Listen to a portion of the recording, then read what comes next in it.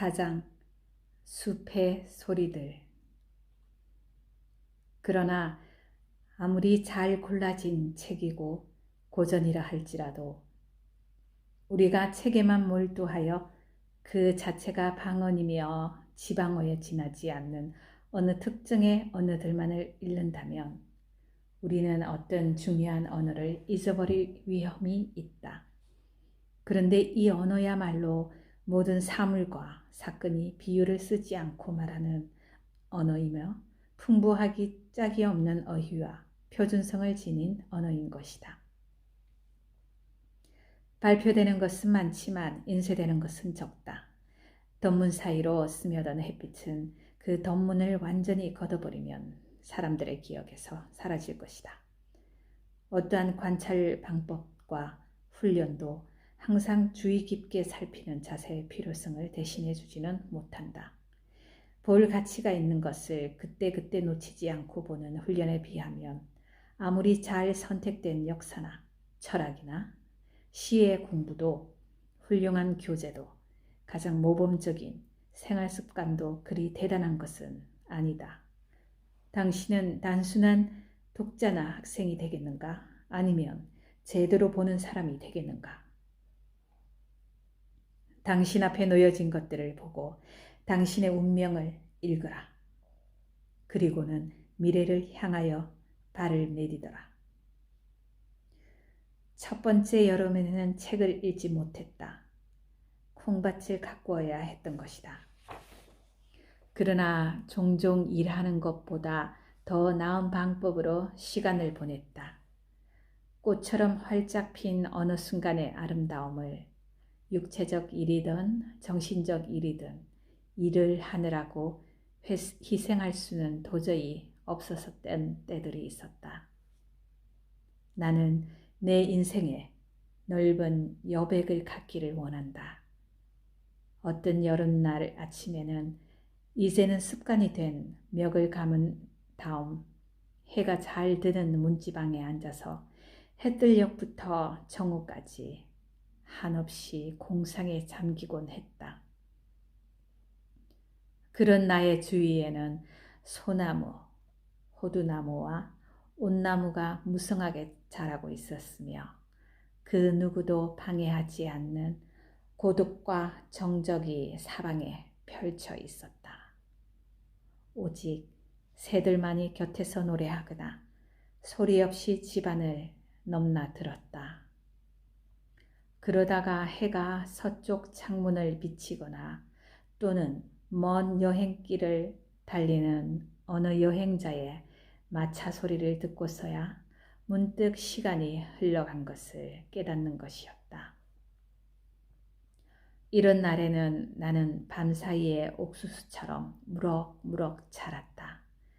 정말이지 이런 시간들은 손으로 하는 그 어떤 일보다 내게는 훨씬 소중한 것이었다. 그런 시간들은 내 인생에서 감해지는 시간들이 아니고 오히려 나에게 할당된 생명의 시간을 초과해서 주어진 특별 수단과도 같은 것이었다. 나는 동양 사람들이 일을 포기하고 명상에 잠기는 이유를 이해하게 되었다. 대체로 나는 시간이 가는 것을 개의치 않았다. 하루는 마치 내가 해야 할 일을 덜어주려는 듯이 지나갔다. 아침이구나 하면 어느새 저녁이 되었다. 그렇다고 특별히 해놓은 일은 없었다. 새처럼 노래 부르는 대신 나는 나의 끝없는 행운에 말없이 미소를 지었다. 참새가 내 집 앞에 호두나무에 앉아 지저길 때 나는 혼자서 키득키득 웃었다. 이 웃음은 차라리 새처럼 노래 부르려는 충동을 억누른 것으로 참새는 내 둥지에서 나는 그 소리를 들었으리라. 나의 하루하루는 이교도의 신의 이름이 붙은 한 주일의 어느 요일이 아니었으며 또 24시간으로 쪼개져 시계의 째깍째깍하는 소리에 의해 먹혀 들어가는 그런 하루도 아니었다. 나는 프리족 인디언처럼 살았다. 그들에 관해서는 이런 이야기가 있다. 이 사람들은 어제와 오늘과 내일을 나타내는 데에 한 가지 말밖에 없다. 그래서 어제를 의미할 때는 자기의 등 뒤를 가리키고 내일은 자기 앞을 그리고 오늘은 머리 위를 가리켜서 뜻의 차이를 나타낸다. 나의 이른 생활은 마을 사람들에게는 철저하게 게으른 생활로 비춰졌으리라. 그러나 새와 꽃들이 자기들의 기준으로 나를 심판했다면 나는 합격 판정을 받는데 별 어려움이 없었을 것이다. 사실이지 인간은 행동의 동기를 자신의 내부에서 찾아내지 않으면 안 된다. 자연의 하루는 매우 평온한 것이며 인간의 게으름을 꾸짖지는 않는다. 나의 생활 양식은 자신들의 오락을 밖에서 즉 사교계나 극장에서 찾을 수밖에 없는 사람들에 비해 한 가지 큰 이점을 가지고 있었다. 즉 나의 생활은 그 자체가 바로 오락이었으며 끝없는 신기로움의 연속이었던 것이다. 그것은 수많은 장으로 구성된 끝없는 한 편의 드라마였다. 정말 우리가 항상 최근에 배운 최선의 방법으로 우리의 생계를 유지하고 우리의 생활을 조절해 나간다면 우리는 결코 권태로운 인의 괴로움을 받지 않을 것이다. 당신의 천재성을 바짝 쫓아가라. 그리하면 그것은 반드시 시간마다 새로운 경관을 보여줄 것이다. 집안일은 즐거운 소일거리였다. 내 집의 마루가 더러워지면 나는 아침 일찍 일어나 침대와 침대불을 짐 하나로 싸는 식으로 해서 모든 가구들을 집 밖의 풀밭 위에다 옮겨 놓았다. 그리고 나서 마루 바닥에 물을 끼얹고 호수에서 가져온 흰 모래를 그 위에 뿌리고는 마루가 깨끗하고 하얗게 될 때까지 대글레로 북북 문질렀다. 마을 사람들이 아침 식사를 끝낼 무렵이면 집안은 아침 햇볕으로 충분히 말랐으므로 나는 다시 안에 들어가 명상을 계속할 수 있었다.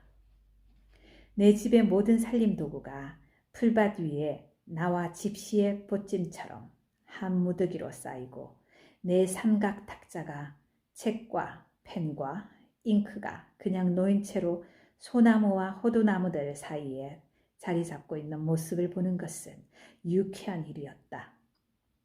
그 물건들도 밖으로 나온 것을 좋아하는 것 같았고 다시 안에 들어가는 것이 싫은 것 같았다. 때때로 나는 이것들 위에 차이를 치고 그 아래에 앉아있고 싶은 충동을 느꼈다. 이 물건들 위로 햇빛이 비치는 것을 본다든가 바람이 그 위로 그리낌없이 스쳐가는 소리를 듣는 것은 기분 좋은 일이었다. 아무리 우리 눈에 익은 물건들이라도 집 밖에다 내놓으면 집 안에 있을 때와는 아주 색다르게 보이는 법이다. 바로 옆에 나무가지에는 새 한 마리 앉아있는가 하면 보리떼 국화는 탁자 밑에서 자라고 있고 검은 딸기의 넝쿨은 그 탁자의 다리를 휘감고 있다. 주위에는 솔방울과 반송이 껍질들 그리고 딸기의 잎사귀 따위들이 흩어져 있다. 그러고 보니 이러한 형상들이 탁자나 의자, 침대 같은 우리들의 가구에 새겨진 것은 바로 그와 같은 경로에 의해서가 아닌가 싶었다. 즉 이들 가구들이 한때는 그런 자연 속에 놓여 있었다는 이유로 말이다. 나의 집은 언덕의 중턱에 자리 잡고 있었는데 커다란 숲이 바로 거기에 와서 끝나고 있었으며 집 주위에는 한창 때의 리기다 소나무와 호두나무가 무성하게 자라고 있었다. 호수까지의 거리는 30m쯤 되었으며 집에서 호수로 가는 길은 언덕을 내려가는 작은 샛길로 되어 있었다. 집 앞의 뜰에는 딸기와 검은 딸기, 보리떼국화, 굴레나무, 미역취, 떡갈나무의 관목, 샌드벗 나무, 월귤나무와 감자콩 등이 자라고 있었다. 5월 말이 되면 샌드벗 나무는 짧은 줄기 주위에 원통형의 산형 꽃 차례로 피어난 섬세한 꽃들로 길 양편을 장식했다. 이 나무의 줄기는 가을이 되면 꽤 큼직한 보기 좋은 열매들의 무게를 이기지 못하여 방사선 모양의 화환처럼 사방으로 휘어졌다. 나는 자연에 대하여 경의를 표하는 의미에서 열매를 하나 따먹어 보았으나 맛은 그다지 좋은 편이 아니었다.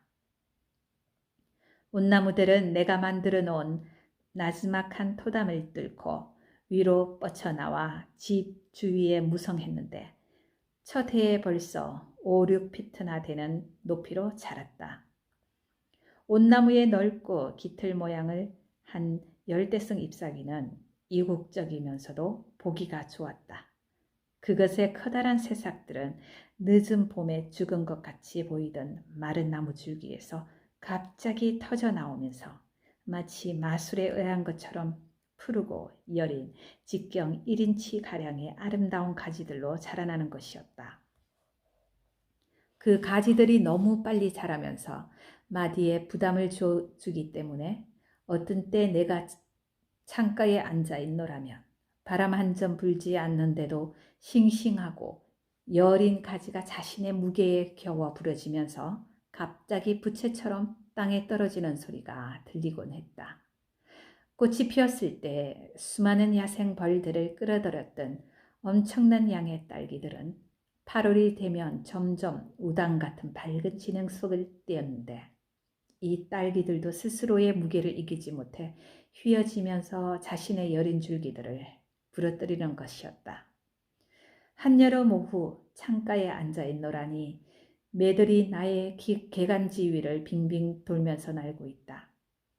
산비둘기가 2마리씩, 3마리씩 내 시야를 가로질러 날아가거나 내 집 뒤에 백송나무 가지에 안절부절 못하듯 내려앉곤 하는데 그때마다 소리가 난다. 물소리 한 마리가 거울 같은 호수의 수면에 잔물결을 일으키며 물고기 하나를 채 가지고는 날아오른다. 밍크 한 마리가 내 집 앞에 있는 늪에서 살짝 나와 물가에서 개구리를 잡아챈다. 왕골은 여기 앉았다 저기 앉았다 하는 쌀먹이 새의 무게에 눌려 휘청거리고 있다.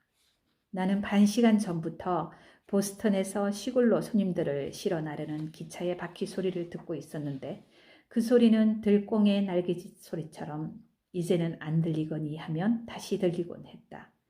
나는 이 마을에서 동쪽 방향에 있는 어느 시골 농가에 가서 머슴살이를 했다던 소년처럼 세상에서 멀리 떨어진 곳에 살고 있는 것은 아니었던 것이다. 그 소년은 얼마를 견디지 못하고 도망쳐서 다시 집으로 돌아왔는데 옷은 누더기에다 향수병에 걸려 있었다고 한다. 그 아이는 그곳처럼 외지고 따분한 곳은 세상에 다시 없을 거라고 말했다고 한다. 사람들은 모두 떠나가 버리고 기적 소리도 안 들리는 곳이었단다. 나는 어느 날 매사추세츠주에 그런 곳이 남아있으리라고는 생각지 않는다.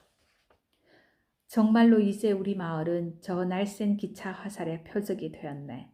평화로운 들판 위를 울리는 정다운 소리는 콩코드. 휘츠버그 노선철도는 내 집이 있는 곳으로 남쪽으로 약 500m 지점에서 호수 옆을 지난다. 나는 대개 이 철로의 둑을 따라 마을에 간다. 그러므로 어떻게 생각하면 나를 인간 사회와 연결시켜주는 역할을 철도가 하는 셈이다.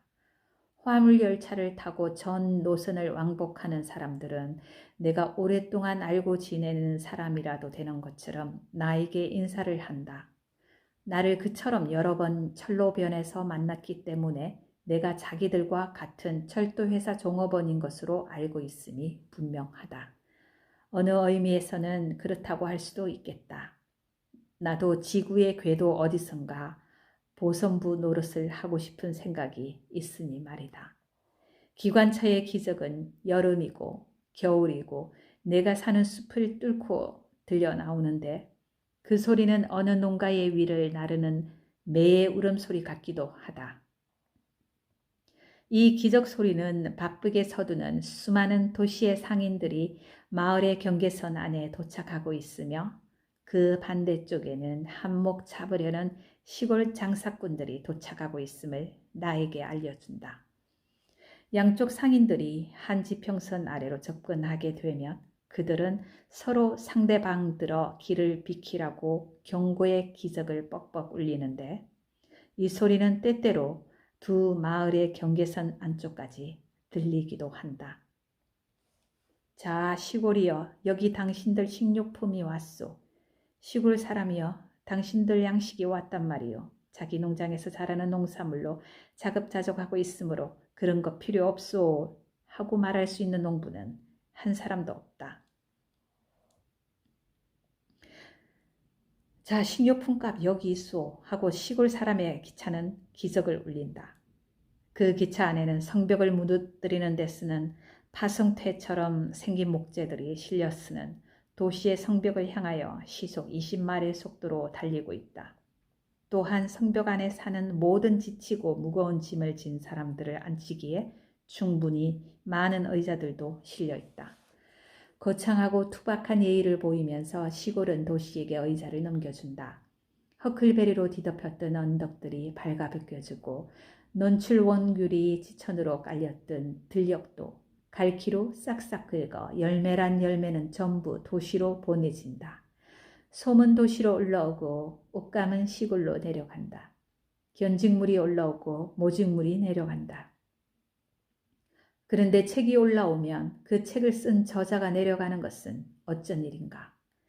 차량을 몇 칸씩이나 단 기관차가 마치 행성처럼 달려가는 모습을 볼 때면, 아니 행성처럼이 아니라 해성처럼이라고 하는 게 낫겠는데, 왜냐하면 그것의 궤도가 순환 곡선인 것처럼 보이지 않으니 그 속력과 그 방향으로 달려가는 그 기차가 다시 태양계로 돌아올 것인지는 구경하는 사람은 모르니까. 게다가 증기의 구름을 깃발처럼 휘날리며 높은 하늘에서 자신의 모습을 햇빛에 펼쳐 보이는 수많은 새털구름같이 생긴 금은의 화환을 뒤에 남기면서 달리는 모습을 볼 때면 그 모습은 이 질주하는 반신, 이 구름을 휘어잡는 존재가 머지않아 석양의 하늘을 자기의 제복으로 만들 것만 같다. 그리고 이 철마가 발굽으로 대지를 뒤흔들고 불과 연기를 내뿜으며 병력 같은 콧김으로 산울림을 울리게 하는 것을 들을 때면 지구는 이제 그 위에 살만한 자격을 갖춘 새로운 종족을 갖게 된 게 아닌가 하는 생각이 든다. 만약 모든 것이 보이는 대로이고 인간이 고귀한 목적을 위하여 자연의 힘을 자기의 하인으로 삼은 것이라면 얼마나 좋을까. 만약 기관차 위로 뿜어나오는 구름이 영웅적인 행위로 인한 땀이며 농가의 밭 위로 떠있는 구름처럼 자비로운 것이라면 우주의 원동력 및 자연의 여신 자신도 인간의 사명 완수를 위하여 기꺼이 동반자가 되며 경호를 맡을 것이다. 아침 열차가 지나가는 것을 보는 나의 심정은 해가 뜨는 것을 보는 나의 심정과 다를 바 없다. 열차도 해돋이에 못지않게 시간을 정확히 지킨다. 철마의 마부는 이 겨울 아침에도 그의 말에 먹이를 주고 안장을 채우기 위해 산중에 기울어진 별빛을 보며 일어났다. 아침 일찍부터 바쁘게 돌아가는 이 일이 순진무구한 일이라면 오직 좋으랴. 눈이 많이 쌓인 날이면 그들은 철마에 눈신을 신기고 거대한 쟁기로 산간지대로부터 해안지대까지 고랑을 판다. 기관차 뒤에 열차칸들은 마치 쟁기 뒤를 따르는 파종기가 고랑 안에 씨를 뿌리듯 많은 분주한 사람들과 떠도는 상품들을 시골에 뿌려준다.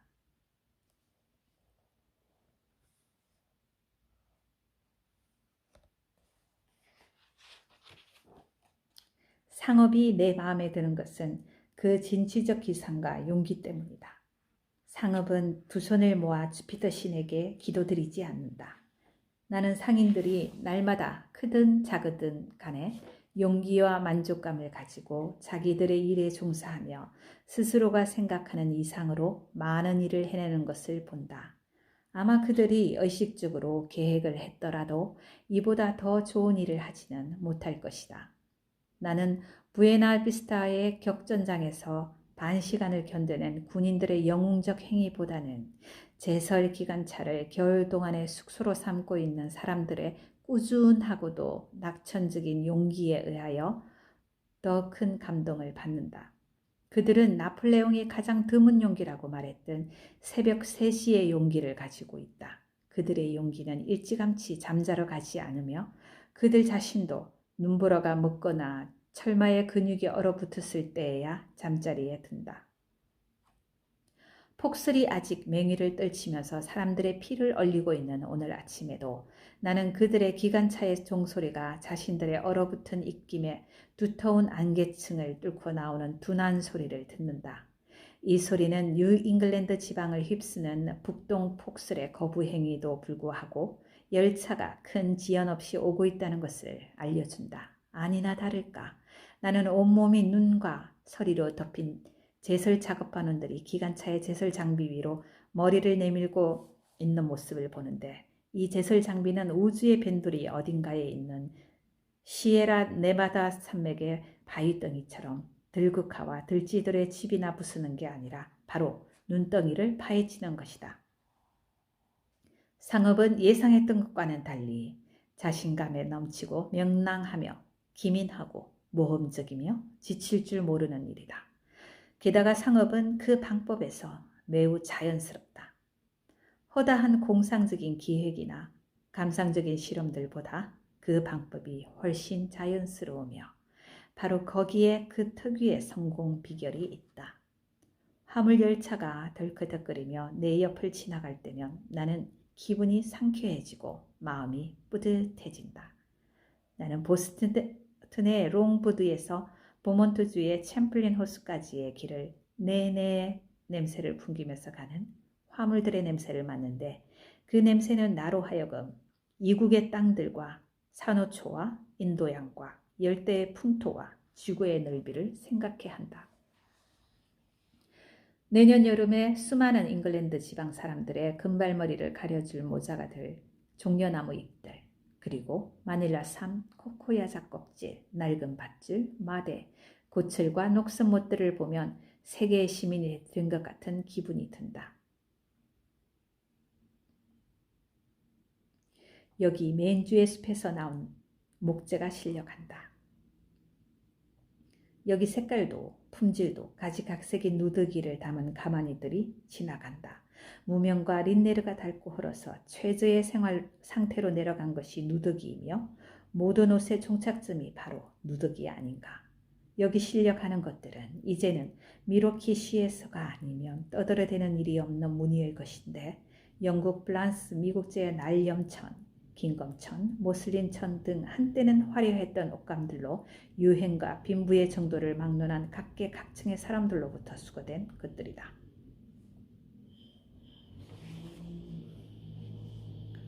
문이 닫혀있는 이 칸은 소금에 절인 생선 냄새가 나는데 이 강력한 뉴 잉글랜드의 상업적 냄새는 나로 하여금 그랜드 뱅크스의 대의장을 생각해 한다.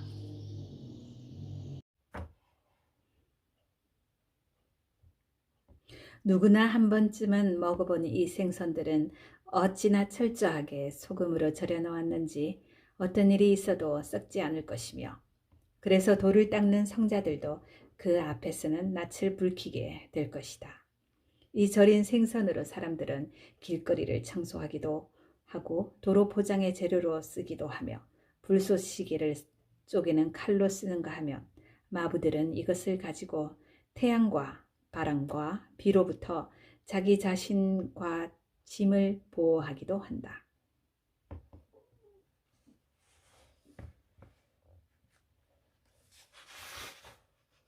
나는 숲속에 있는 짐술의 길을 건너듯 철로를 건너간다. 연기와 증기와 기적 소리로 눈이 아리고 귀가 먹는 꼴은 당하고 싶지 않다.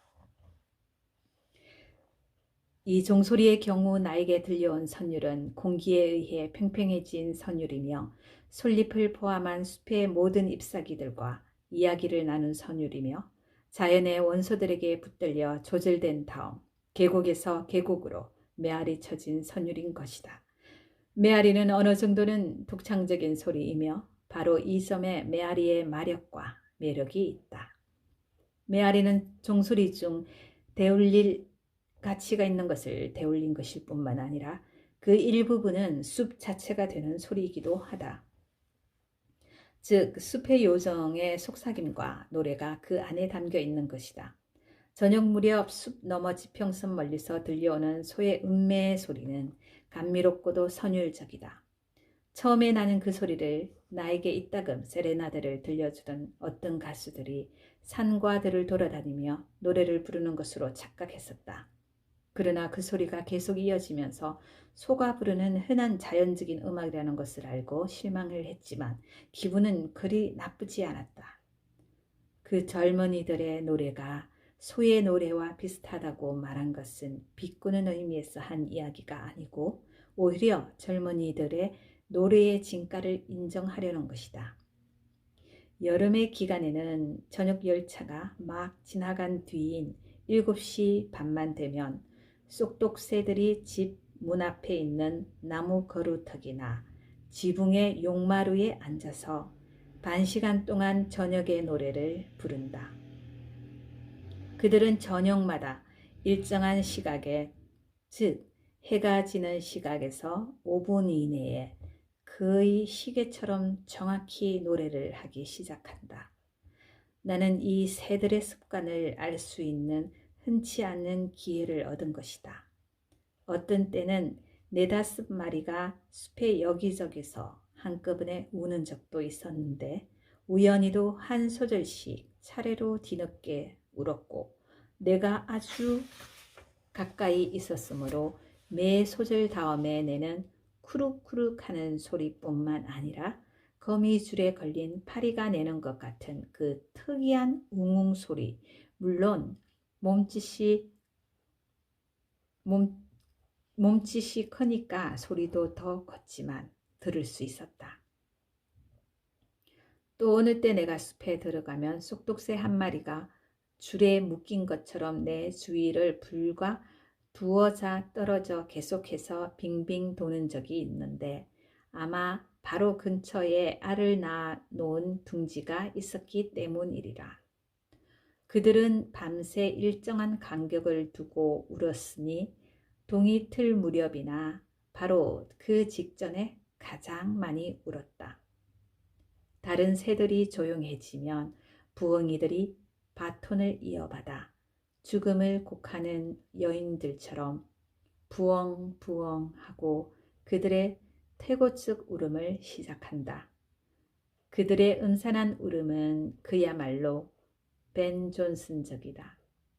교활한 한밤중의 마녀들 같으니 그들의 노래는 시인들의 정직하면서도 투박한 노래가 아니라 실로 엄숙하기 짝이 없는 무덤의 노래이며 동반자살한 두 연인이 지옥의 숲에서 지난날 이승에스의 강렬했던 사랑의 고통과 기쁨을 돌이켜보면서 서로를 위안하는 노래인 것이다. 고독, 오장. 몹시도 상쾌한 저녁이다. 이런 때는 온몸이 하나의 감관이 되어 모든 땀구멍으로 기쁨을 들이마신다. 나는 자연의 일부분이 되어 그 자연 속에서 이상하리만큼 자연스럽게 돌아다닌다. 날씨는 다소 싸늘한 데다 구름이 끼고 바람까지 불지만 셔츠만 입은 채 돌이 많은 호숫가를 거닐어 본다. 특별히 내 시선을 끄는 것은 없으나 모든 자연 현상들이 그 어느 때보다 내 마음을 흡족하게 한다. 황소개구리들은 밤을 맞이하느라고 요란스럽게도 울어대고 쏙독새의 노랫소리는 잔물결이 이는 호수의 수면을 타고 내려온다. 바람에 나부끼는 오리나무와 백약나무 잎들에 대한 친화감 때문에 그의 숨이 막힐 것만 같다. 그러나 호수나 내 마음이나 잔물결만 일뿐 거칠어지지는 않는다. 저녁 바람에 일어나는 이 잔물결들은 명경 같은 수면만큼이나 폭풍우하고는 거리가 멀다. 이제 사방에 어둠이 깔렸다. 그러나 바람은 그치지 않고 불면서 숲을 휘저어 놓고 물결은 계속 부딪혀 온다. 어떤 생물들은 자신의 노래소리로 다른 생물들의 마음을 가라앉혀 주려고 한다. 완전한 휴식은 결코 없다.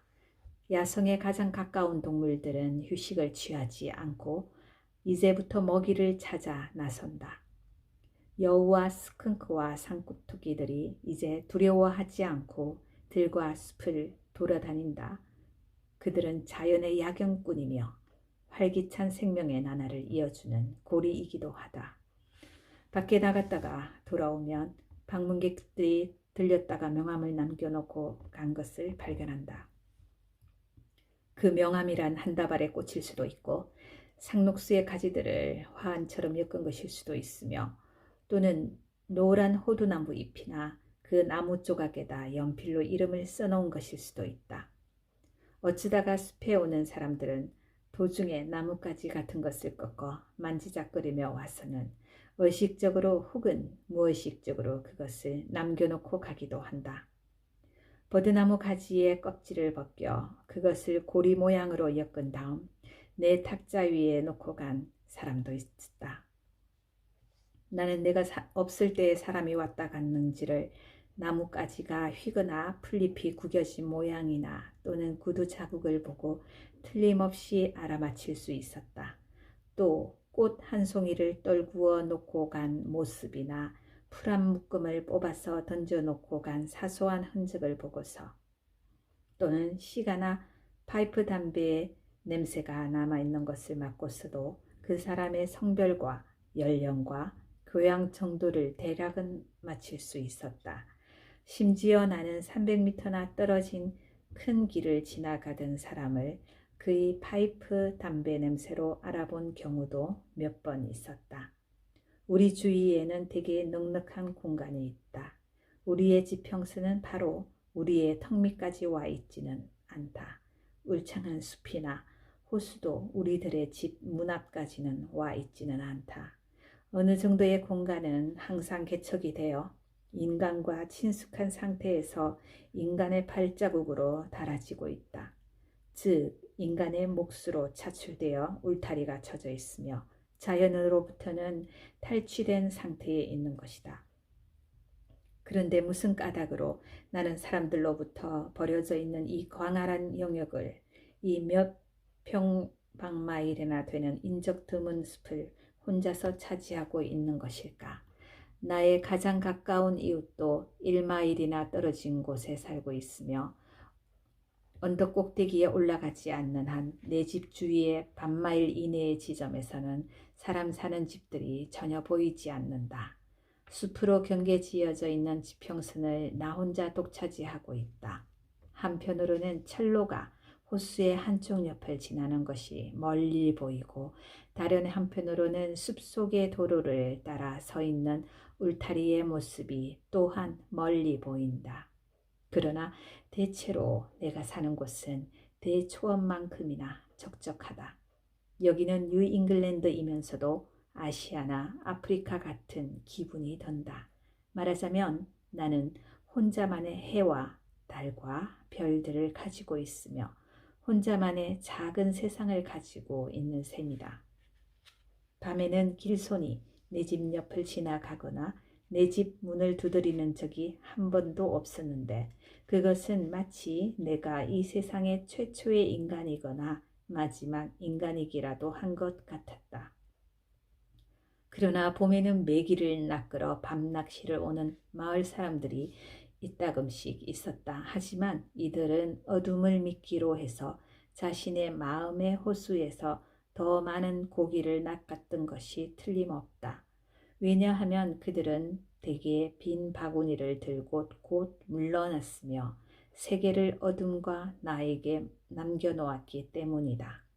그리하여 밤의 어두운 핵심이 사람들의 흔적으로 더럽혀지지는 일은 결코 없었다. 아직도 사람들은 어둠을 꽤 두려워하고 있다는 생각이 든다. 마녀들은 다 잡혀서 교수형을 받았고 기독교와 양초가 널리 보급되었는데도 말이다. 나의 경험에 의할 것 같으면 가장 감미롭고 다정한 교제, 가장 순수하고 힘을 북돋아주는 교제는 자연물 가운데서 찾을 수 있는 것 같다. 이런 것은 가련하게도 사람을 싫어하는 사람이나 극도의 우울증이 있는 사람의 경우도 마찬가지일 것으로 생각된다. 자연 가운데 살면서 자신의 감각 기능을 온전하게 유지하는 사람에게는 암담한 우울이란 존재할 여지가 없다. 건강하고 순수한 사람의 귀에는 어떤 폭풍우도 바람의 신의 음악으로만 들린다. 소박하고 용기 있는 사람을 속된 슬픔으로 몰아넣을 권리를 가진 것은 아무도 없다.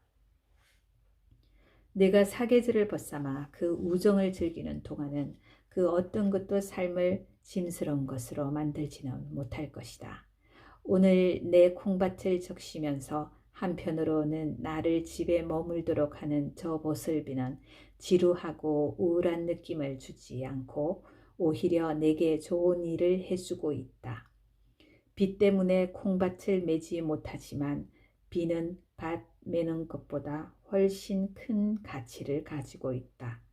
비가 오래 계속되어 땅속의 종자들이 썩고 낮은 지대의 감자 농사를 망치더라도 높은 지대의 폴에게는 좋을 것이며 폴에게 좋다면 나에게도 좋은 것이다. 때때로 나 자신을 다른 사람들과 비교해보면 내가 그들에 비해 분에 넘치게 신들의 총애를 받고 있는 것 같은 느낌을 갖는다. 마치 내가 남들이 갖지 않은 면허장과 보증서를 신들로부터 받았으며 신들에 의해 각별한 지도와 보호를 받고 있는 것처럼 말이다. 나는 지금 스스로를 쏠리고 있는 것은 아니다. 그러나 혹시 그런 일이 가능하다면 신들이 나를 추어 올려주는 것 같은 생각이 든다. 나는 외로움을 느낀 적이 한 번도 없었으며 고독감에 의해 조금이라도 억눌린 적이 없었다. 그러나 꼭 한 번, 그것도 내가 숲에 온 지 몇 주일 되지 않아서의 일이었는데 그때 나는 주변에 사람들이 있는 것이 명랑하고 건전한 생활의 필수 조건이 아닌가 생각하는 속에 약 1시간쯤 빠져들어 있었다. 혼자 있는 것이 언짢은 기분이 들었다. 그러나 그와 동시에 나는 내 기분이 정상적이 아니라는 것을 의식했으며 이 기분에서 곧 벗어나게 되리라는 것을 예감으로 느꼈다. 조용히 비가 내리는 가운데 이런 생각에 잠겨 있는 동안 나는 갑자기 대자연 속에 후두둑 후두둑 떨어지는 빗 속에 또 내 집 주위의 모든 소리와 모든 경치 속에 너무나도 감미롭고 자애로운 우정이 존재하고 있음을 느꼈다. 그것은 나를 지탱해주는 공기 그 자체처럼 무한하고도 설명할 수 없는 우호의 감정이었다. 이웃에 사람이 있음으로써 얻을 수 있다고 생각되던 모든 이점이 대단치 않은 것임을 느꼈고 그 후로는 그런 것을 생각해 본 일이 없다. 솔잎 하나하나가 친화감으로 부풀어 올라 나를 친구처럼 대해주었다. 나는 사람들이 흔히 황량하고 쓸쓸하다고 하는 장소에서도 나와 친근한 어떤 것이 존재함을 분명히 느꼈다. 나는 나에게 혈연적으로 가장 가깝거나 가장 인간적인 것이 반드시 어떤 인간이거나 어떤 마을 사람이지는 않다는 것을, 그리고 이제부터는 어떤 장소도 나에게는 낯선 곳이 되지 않으리라는 것을 분명히 느꼈다. 내가 보낸 가장 즐거운 시간들 가운데에는 봄이나 가을의 비바람이 장시간 몰아칠 때를 넣을 수 있을 것이다. 그런 날 나는 오전은 물론 오후에도 집안에 틀어박혀 쉴 새 없이 부는 바람 소리와 빗소리를 들으며 마음을 달래곤 했다. 또 이때는 이런 황혼이 긴 밤을 맞아들여 많은 사념들이 뿌리를 받고 그 나래를 펼칠 시간적 여유를 얻었다. 저 북동 태풍이 마을의 집들을 음습하여 하녀들이 빗자루와 물통을 들고 문간에 서서 집안이 물에 잠기는 것을 막으려고 하고 있을 때 나는 내 작은 집의 문을 닫고 그 뒤에 앉아 비바람으로부터 완벽한 보호를 받았다. 천둥과 비바람이 요란하던 어느 날 호수 건너편에 커다란 외기다 소나무 한 그루에 벼락이 떨어진 일이 있었다. 벼락은 나무 꼭대기에서 밑둥까지 깊이가 1인치 남짓하고 폭이 4.5인치쯤 되는 나선형의 홈을 마치 지팡이에 홈을 파듯 아주 뚜렷하고 완벽하게 파놓았다. 얼마 전에 그 나무 옆을 다시 지나간 일이 있었는데 나는 8년 전 악이 없는 하늘에서 무섭고도 감히 저항할 수 없는 번갯불이 내리쳤던 흔적이 그 전보다 더 뚜렷하게 남아있는 것을 보고 놀라움을 금치 못했다. 사람들은 늘 나에게 이런 말을 하곤 한다. 그곳에선 꽤 외롭겠군요. 특히 눈이나 비가 오거나 밤 같은 때는 이웃이 그립지 않습니까? 그런 사람들에게 나는 이렇게 대답해주고 싶다. 우리가 살고 있는 지구 자체가 우주 안의 한 점에 불과합니다. 저 별의 폭의 길이는 인간이 만든 기계로는 측정할 수 없는데 저 별에 살고 있는 가장 멀리 떨어진 두 사람의 거리가 얼마쯤 된다고 생각하시오? 어째서 내가 외롭게 느끼리라고 생각하지요? 우리의 지구는 은하수 안에 있다는 것을 알지 못합니까? 댁이 나에게 한 질문은 핵심을 찌른 질문은 아닙니다. 사람을 그의 동료들로부터 분리시켜 그를 고독하게 만드는 공간은 어떤 종류의 공간이라고 생각합니까? 아무리 발을 부지런히 놀려도 두 사람의 마음이 가까워지지 않는다는 것을 이제 나는 압니다. 사람들은 그 무엇에 가장 가까이 살기를 원한다고 생각하시오? 많은 사람들 가운데는 분명 아닐 겁니다. 기차역이나 우체국, 공화당, 학교, 잡화점, 술집, 비어콘힐이나 화이버 포인트 같이 사람들이 많이 몰려드는 곳은 아닐 것이오. 물가에 서 있는 버드나무가 물 쪽으로 뿌리를 뻗듯 우리의 온갖 경험에 비추어 보아 생명이 분출되어 나오는 곳, 즉 영원한 생명의 원천이라고 우리가 생각하는 곳에 가까이 살기를 원할 것이요. 사람마다 본성에 따라 각기 다르겠지만 현명한 사람이라면 반드시 그곳에 지하 저장실을 팔 것이요. 어느 날 저녁 나는 이른바 한재산 톡톡히 모은 마을 사람 하나를 그 한재산이라는 것이 어떤 건지 자세히 본 적은 없지만 윌던 거리에서 뒤따른 일이 있었다. 그는 소 2마리를 끌고 시장에 가는 길이었는데 나더러 어떻게 세상에 온갖 편의를 벌일 수 있었느냐고 물었다. 나는 내 현재 생활에 별 불만이 없다고 대답했다. 이것은 물론 농담이 아니었다. 그리고는 나는 잠자리가 기다리고 있는 내 집으로 왔고 그가 어둠 속에서 진흙길을 더듬으며 브라이튼인가 하는 브라이트 타운인가 하는 대로 가도록 내버려 두었다. 그는 다음 날 아침쯤에는 그곳에 도착했으리라. 죽은 사람이 눈을 뜨고 다시 살아나리라는 가망이 있으면 그에게는 시간이나 장소 같은 것은 문제가 되지 않는다. 그러한 기적이 일어날 수 있는 장소는 항상 같으며 그러한 장소는 우리의 오간에 형언할 수 없는 즐거움을 준다. 대체로 우리는 핵심에서 벗어나고 일시적인 일들만을 우리의 주요 관심사로 삼는다. 바로 그것이 우리의 정신이 교란되는 근본 원인인 것이다. 만물의 옆에는 그것들의 존재를 형성하는 어떤 힘이 있다. 우리들의 바로 옆에서 가장 중대한 여러 가지 법칙들이 끊임없이 실행에 옮겨지고 있다. 우리들의 바로 옆에는 어떤 일꾼이 있다. 그 일꾼은 우리가 고용하고 우리가 항상 더불어 이야기하기를 좋아하는 일꾼이 아니라 바로 우리 자신을 일감으로 삼아 끊임없이 일하고 있는 어떤 큰 일꾼인 것이다. 천지의 오묘한 힘의 영향은 얼마나 넓고 깊은가. 우리가 그 힘을 보려고 하지만 우리 눈에 보이지 않으며 들으려고 하지만 우리 귀에 들리지 않는다. 그것은 만물의 본질과 같은 것이어서 만물과 분리될 수 없다. 그 힘의 작용으로 천하의 사람들은 마음을 순화하고 성스럽게 하며 복장을 갖추어 조상에게 제사를 받든다. 그것은 오묘한 지혜의 대양이다. 그것은 우리의 위와 좌우 도처에 있으며 사방에서 우리를 둘러싸고 있다. 우리는 내가 적잖게 흥미를 갖고 있는 어떤 실험의 피험자들이다.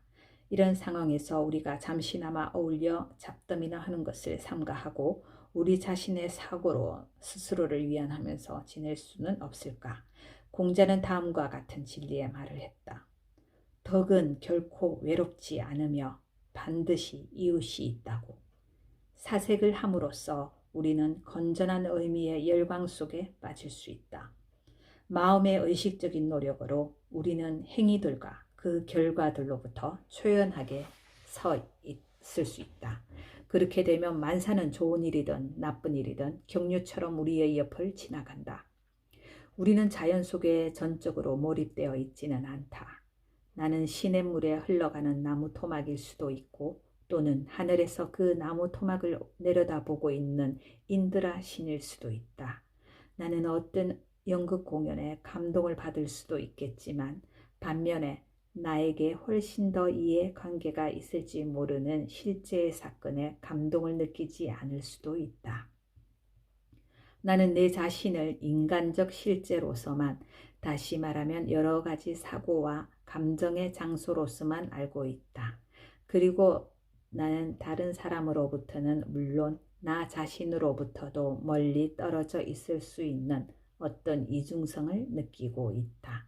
나의 경험이 아무리 강렬하더라도 나는 나의 일부분이면서 나의 일부분이 아닌 것처럼 나의 경험에 참여하지 않으면서 단지 방관자로서 메모를 하고 있는 어떤 부분이 존재하고 있는 것을 느끼고 있다.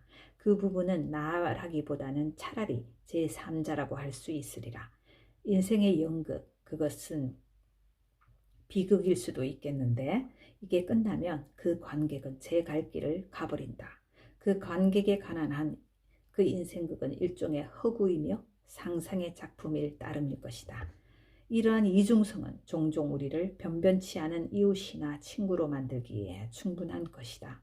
나는 대부분의 시간을 혼자 지내는 것이 심신에 좋다고 생각한다. 아무리 좋은 사람들이라도 같이 있으면 곧 실증이 나고 주의가 산만해진다. 나는 고독만큼이나 친해지기 쉬운 벗을 아직 찾아내지 못하고 있다. 우리는 방 안에 홀로 있을 때보다 밖에 나가 사람들 사이를 돌아다닐 때 대개는 더 고독하다. 사색하는 사람이나 일하는 사람은 그가 어디에 있든지 항상 혼자이다. 고독은 한 사람과 그의 동료들 사이에 가로놓인 거리의 길이로 재어지는 것은 아니다. 하버드 대학의 혼잡한 교실에서도 정말 공부에 몰두해 있는 학생은 사막의 수도승만큼이나 홀로인 것이다.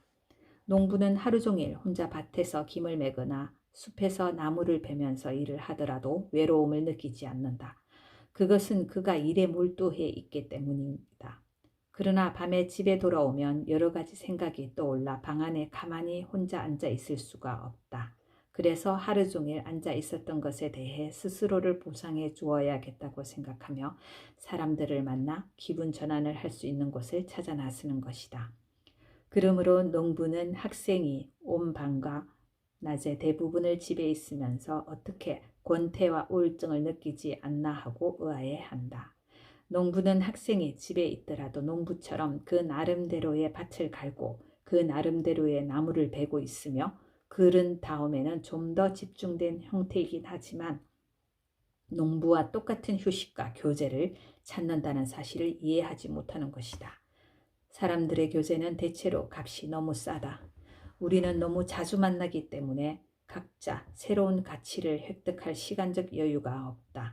우리는 하루 3끼 식사 때마다 만나 쓰는 우리 자신이라는 저 곰팡내 나는 치즈를 새로이 서로에게 맛보인다. 이렇게 자주 만나는 것이 견딜 수 없게 되어 서로 치고받는 싸움판이 벌어지지 않도록 하기 위하여 우리는 예의범절이라는 일정한 규칙들을 합의해 놓아야만 했다. 우리는 우체국에서 만나는가 하면 친목회에서 만나며 매일 밤 난로가에서 또 만난다. 우리는 너무 얽혀서 살고 있어서 서로의 길을 막기도 하고 서로 걸려 넘어지기도 한다. 그 결과 우리는 서로에 대한 존경심을 잃어버렸다. 조금 더 간격을 두고 만나더라도 중요하고 흉금을 터놓는 의사소통에는 전혀 지장이 없을 터인데도 말이다. 공장에서 일하고 있는 저 여자 공무원들을 생각해보라. 그들은 꿈속에서까지 혼자 있는 일이란 없다. 내가 사는 이곳처럼 일평방마일마다 한 사람이 살 수 있다면 좋지 않겠는가? 사람의 가치는 피부에 있는 것이 아니므로 어떤 사람의 피부를 만져본다고 그의 가치를 아는 것은 아니다.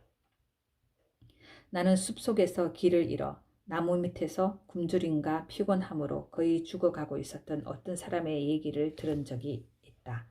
그때 그는 육체의 쇠약으로 인한 병적 상상력으로 말미암아 자기가 괴기한 환영들로 둘러싸여 있다고 생각했고 또 이것들로 실제의 것으로 믿었는데 그 환영들 때문에 고독감을 면하고 결국은 목숨을 부지할 수 있었다고 한다. 그와 마찬가지로 우리가 육체적 정신적인 건강과 힘을 지니고 있으면 위와 같은 그러나 더 정상적이고 자연적인 교제를 통하여 기운을 얻게 되며 우리가 결코 홀로가 아님을 알게 되는 것이다. 내 집에는 무던히도 많은 친구들이 있다. 특히 아무도 찾아오지 않는 아침에는 더욱 그렇다. 나의 처지에 대한 개념이 전달될 수 있도록 몇 가지 비유를 들어보겠다. 마치 웃는 것 같은 특유한 울음을 큰 소리로 우는 호수의 저 대강오리가 외롭지 않듯이 그리고 월든 호수가 외롭지 않듯이 나도 외롭지 않다. 저 고독한 호수가 도대체 어떤 벗들을 가지고 있단 말인가. 그러나 저 호수는 그 감청색의 물속에 푸른 악마들이 아닌 푸른 천사들을 가지고 있는 것이다. 태양은 홀로이다.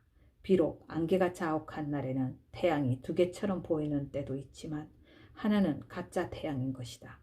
하느님 역시 홀로 존재한다. 그러나 악마는 결코 혼자 있는 법이 없다.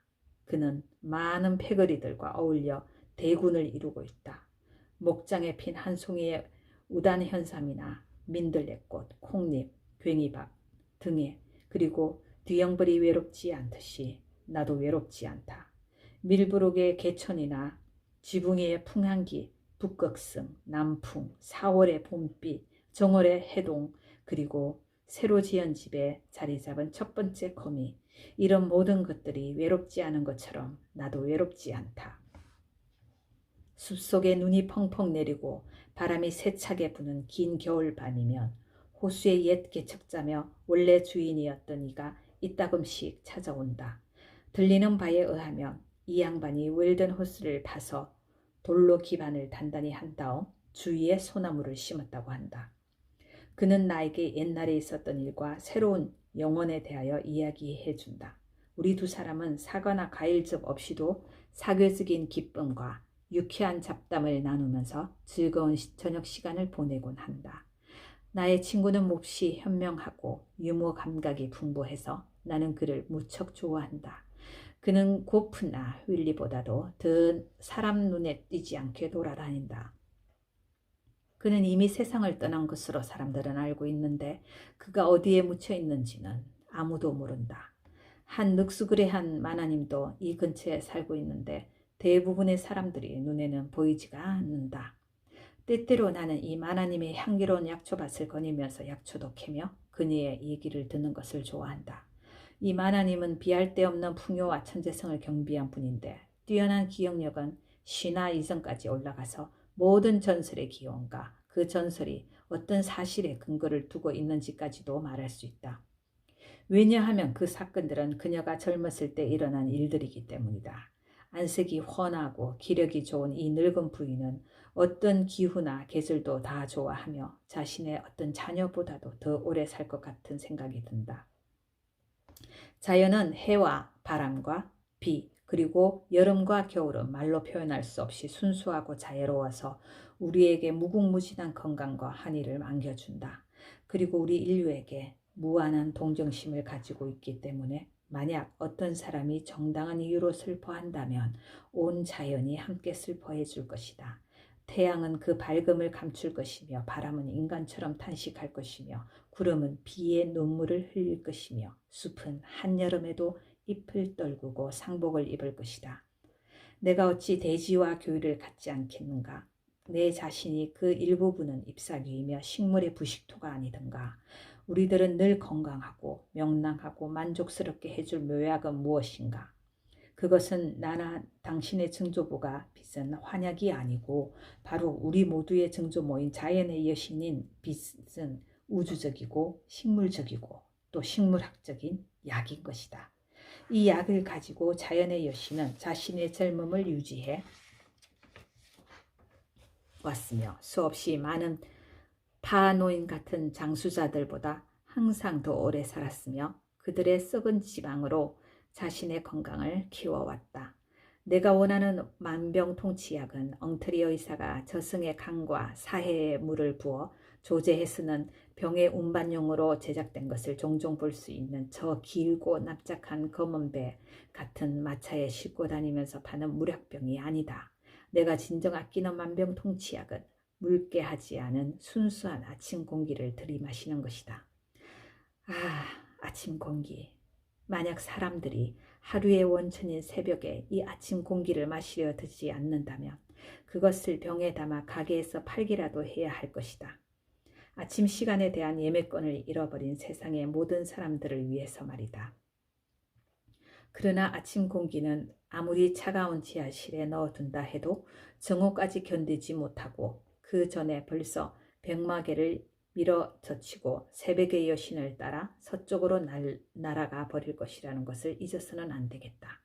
나는 늙은 약초의 아이스큐라피우스의 딸이며 한 손에는 뱀을 들고 다른 손에는 그 뱀이 물을 마시는 잔을 들고 있는 모습으로 조각상에 새겨진 희기에이아 여신의 숭배자는 아니다. 나는 오히려 주노 여신과 야생상추의 딸이며 신과 인간을 회춘하게 할 수 있는 능력을 가지고 있으며 주피터 신에게 술을 따라 올리는 모습으로 묘사된 헤베 여신의 숭배자이다. 이 여신이야말로 지구의 역사상 가장 완벽한 신체 조건을 갖춘 가장 건강하고 굳센 젊은 여성이 아니었나 생각한다. 그리고 그녀가 나타나는 곳에는 어디서나 바로 봄이 열리는 것이었다. 오늘은 여기까지입니다. 편안한 밤, 깊은 잠 되세요.